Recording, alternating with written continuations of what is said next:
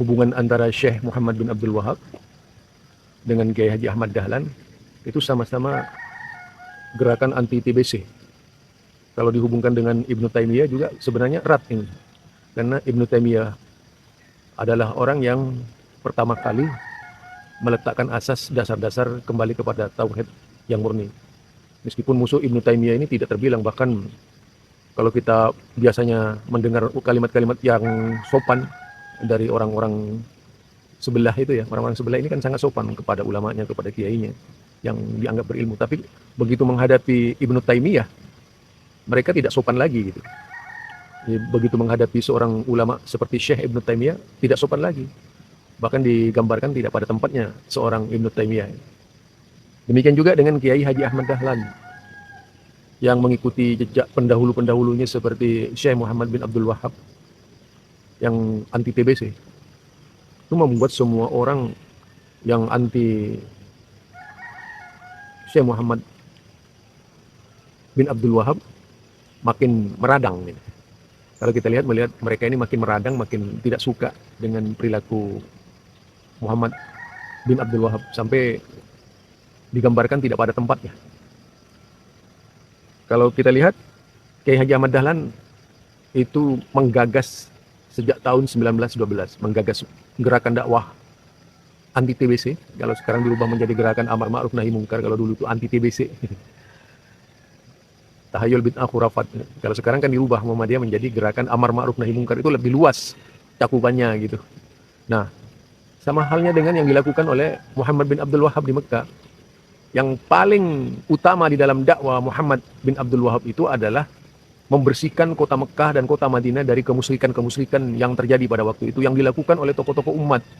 Dan tidak terjadi sebelumnya dakwah kepada tauhid. Itu sudah jelas bereaksi ya, beratus-ratus tahun setelah Nabi Muhammad, setelah para sahabat, para tabi'in meninggal, itu sudah tidak ada lagi dakwah tauhid di Mekah itu. Yang banyak Mekah dan Madinah ini adalah paham-paham, termasuk paham kuburiyun gitu. Membangun kuburan di mana-mana terjadi.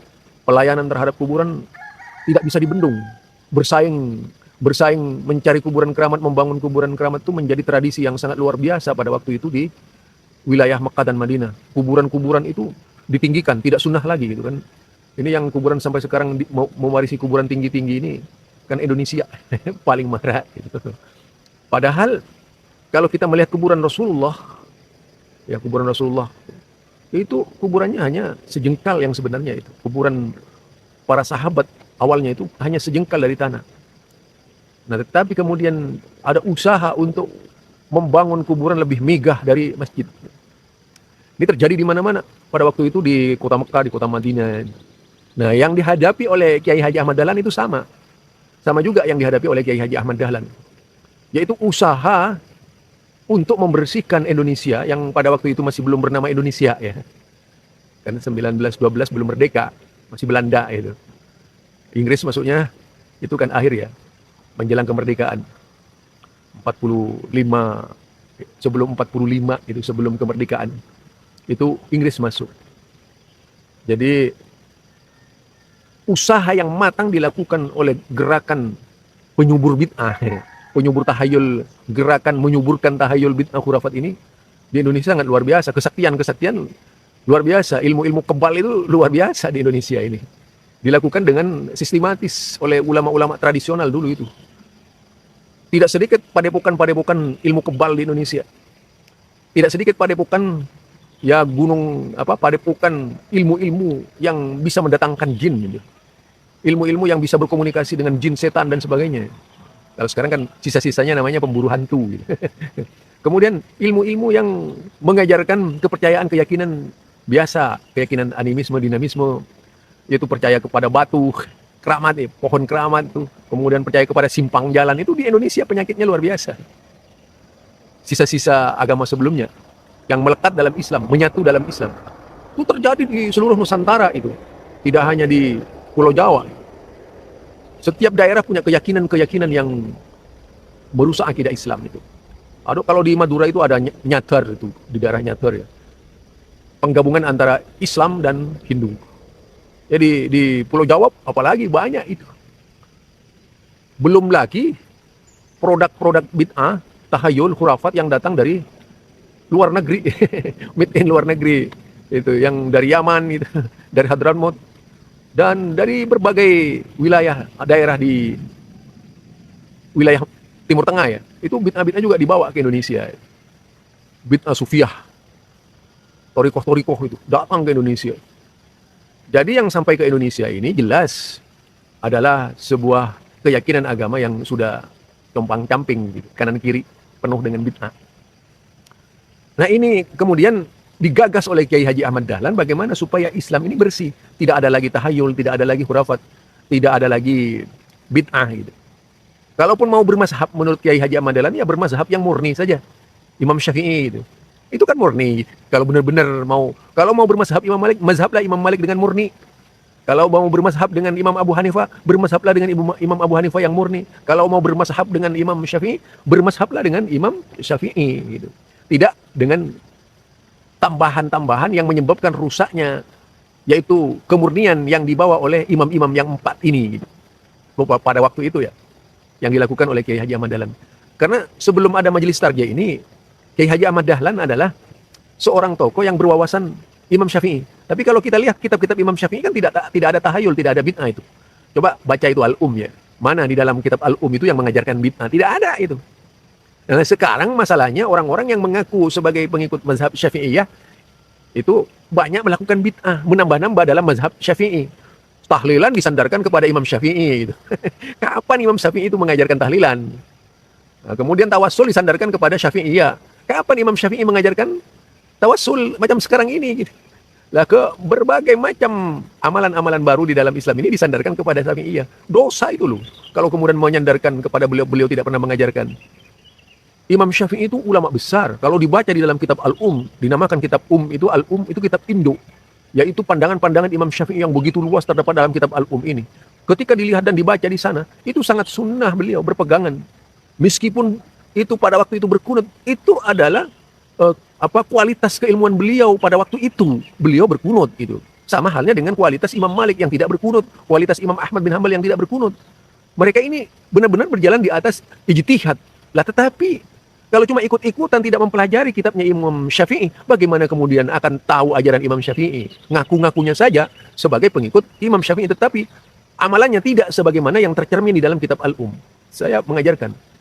Justru kalau ada, meskipun Muhammadiyah ini yang dikembangkan oleh Kiai Haji Ahmad Dahlan kemudian itu dianulir oleh Majelis Tarjih Muhammadiyah, itu menggunakan misalnya iftitah.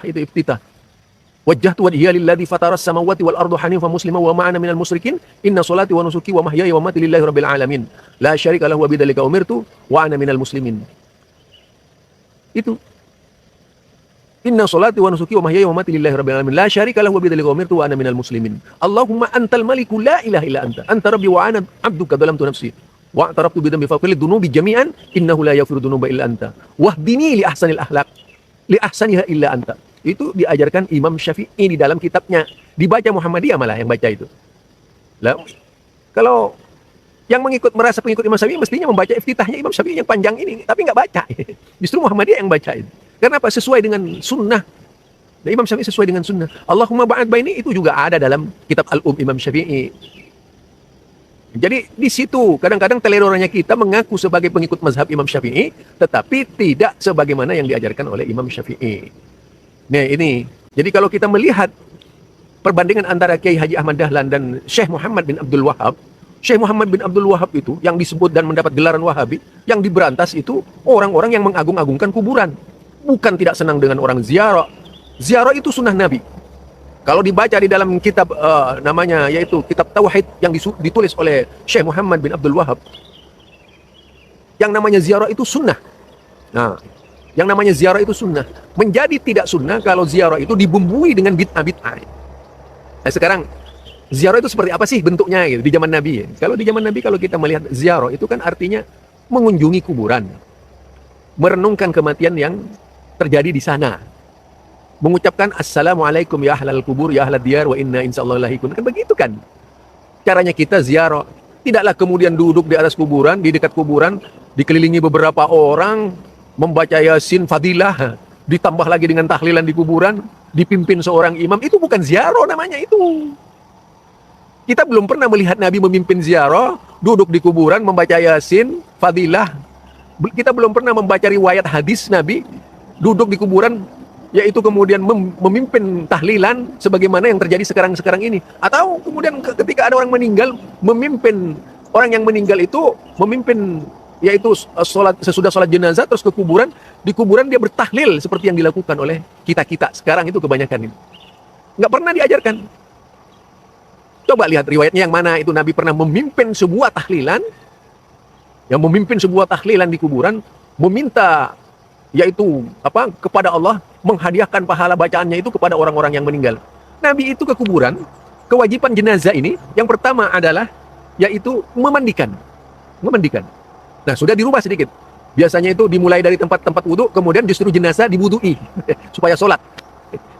Padahal kalau kita lihat hadisnya, memandikan jenazah dari tempat-tempat wudhu, kemudian dirubah menjadi yaitu mewudui, mengambilkan wudhu orang yang meninggal. Nah, itu lagi. Kemudian sesudah itu mengkafani. Kemudian sesudah itu mensalatkan. Sudah dikuburkan, selesai urusannya. Hanya mendoakan, selesai. Ini enggak, kadang-kadang di kuburan masih bertahlil lagi. Baca, menghadiahkan pahala kepada orang yang mati. Ini yang tidak disukai oleh Kiai Haji Ahmad Dahlan gitu. Cara-cara seperti ini yang disebut bid'ah. Nah, memimpin inilah yang tentunya tidak dibolehkan di dalam agama. Menjauhkan umat Islam dari cara menguburkan jenazah yang sunnah. Ini kadang-kadang ya ada sebuah kampung, kalau kemudian saya yang ingin menyelesaikan sholat jenazah itu, apa yang terjadi? Oh, jangan diberikan kepada Ustadz Zul itu. Kenapa? Oh, jangan. Itu Ustadz Zul itu sholat jenazahnya beda dengan kita. Nggak ada tahlilannya, nggak ada doanya. Langsung aja sudah sholat itu diangkat jenazahnya. Lah maunya, jadi kalau kita itu kan kebiasaan ya, orang-orang biasa melaksanakan sholat jenazah. Sesudah sholat jenazah masih membaca berbagai macam bacaan, lalu berbaca doa dan sebagainya. Itu jelas belum ada sunnahnya dari Nabi itu yang begituan. Ya sesudah sholat jenazah diangkatlah jenazahnya gitu. Nah, kemudian sudah berangkat sampai di kuburan, ya sudah dikuburkan. Nah, karena kita tidak mengadankan, ada itu, wah itu bahaya itu Ustadz tuh. Nah, kita dilarang adan. Padahal ini dilakukan oleh ulama yang mana mengajarkan adan di kuburan. Emangnya ada sholat duhur di kuburan tuh. Nah, ini kadang-kadang sesuatu yang tidak sunnah dilakukan oleh orang-orang Islam, menjauhkan kita dari sunnah Rasulullah Sallallahu Alaihi Wasallam. Jadi banyak permasalahan itu. Terus sampai kepada duduk sesudah dikubur, mereka itu masih bertahlil. Bertahlil, membaca kiriman Al-Fatihah kepada Nabi, kiriman kepada Al-Fatihah kepada arwah-arwah nenek moyang, kemudian baru kepada yang meninggal. Karena saya dulu juga pernah seperti itu, latar belakangnya itu. Di Madura ya, siapa nggak kenal Madura ya. Jadi kalau sudah tidak mengenal kebenaran, ya terangsang untuk melaksanakan perbuatan semacam itu. Saya mantap itu di Muhammadiyah, sangat mantap sekali. Kenapa? Saya meyakini sebuah kebenaran itu memang di Muhammadiyah sama dengan Imam Abu Hanifah. Tidak ada bid'ah di Imam Abu Hanifah, di Imam Malik, Imam Syafi'i, Imam Ahmad bin Hanbal. Lah saya belajar seperti itu. Jadi itu yang dilakukan oleh Muhammadiyah. Jadi Kiai Haji Ahmad Dahlan itu awal langkah pertama melakukan pembersihan TBC tadi. Muhammad bin Abdul Wahab melakukan yaitu TBC, anti TBC di Mekah, di Madinah. Muhammad bin Abdul Wahab itu.